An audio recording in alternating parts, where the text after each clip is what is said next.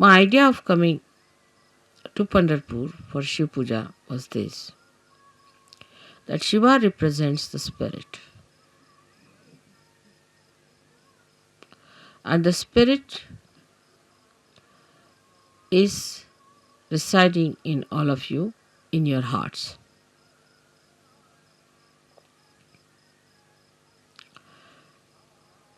The seat of Sadashiva is on top of your head, but is reflected in your heart. Now your brain is the Vittala. So to bring spirit to your brain means enlightenment of your brain. Enlightenment of your brain means the limited capacity of your brain has to become unlimited in its capacity to realize God. I will not use the word understand, but to realize God. How powerful He is, how miraculous He is, how great He is. The another is that the brain of man can create, of course, out of the dead. But when the spirit comes into brain, then you create living things, living work of Kundalini. Even the dead start behaving like living because you touch the spirit in the dead. Like the nucleus inside every atom or a molecule has the spirit of that molecule. And if you become your spirit, we can say the brain of a molecule or an atom is like the nucleus, body of the nucleus.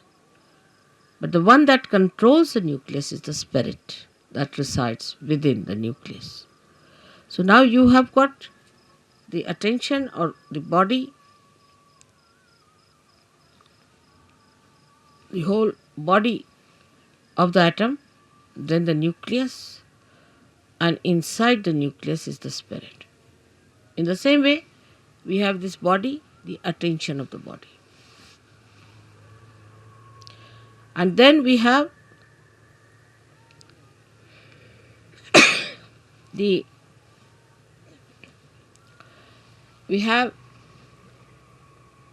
nucleus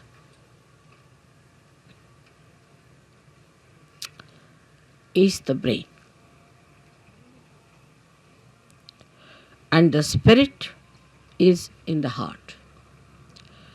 So the brain is controlled through the spirit.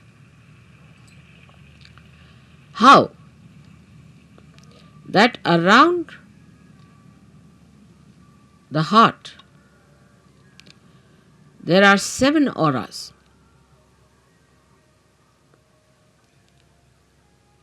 Which can be multiplied into any number. 7 raised to power 1600, which are the ones which watch the 7 chakras raised to power 1600. 16,000, sorry. Now this spirit is watching through this aura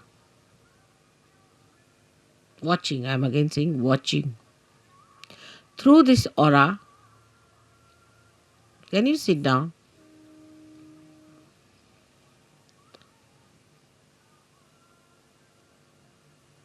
Can you sit down? I think would be better. There's no need to bother once you have put it up.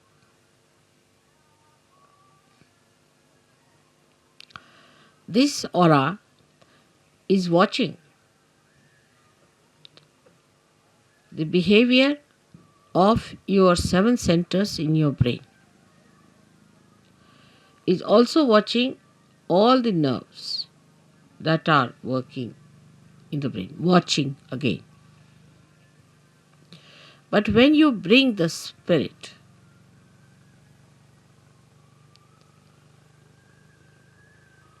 into your brain, then you go 2 steps ahead. Because when your Kundalini rises, she touches the Sadashiva, and Sadashiva informs the spirit. Informs in the sense reflects in the spirit. So that's the first state where the watching auras start communicating to your different chakras in the brain and integrating it. But when you bring your spirit to your brain, this is the second state. Then you really become self-realized in the full way. In the full way. Because then yourself, that is the spirit, becomes your brain. Action is very dynamic. It opens then the 5th dimension in the human being. First, when you become realized, collectively conscious, and start raising the Kundalini, you cross the 4th dimension. But when your spirit comes into your brain, then you become the 5th dimension, means you become the doer.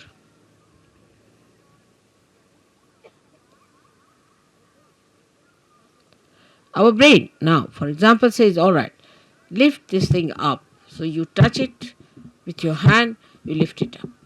You are the doer. But when the brain becomes the spirit is the doer.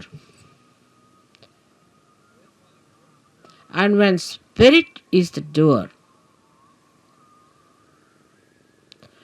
then you become a complete Shiva, self-realized. In that state, if you get angry, you are not attached. You are not an attached person to anything whatsoever. If you possess anything, you are not attached. You cannot attach because spirit is detachment. It's complete detachment. You don't bother about any attachments whatsoever. Even for a second you are not attached.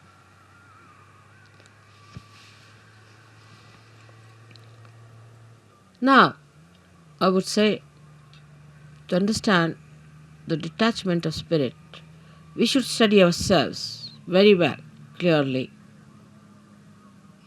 How are we attached? We are attached, firstly, by our brain. Mostly by our brain. Because all our conditionings are in our brain and all our ego is also in our brain.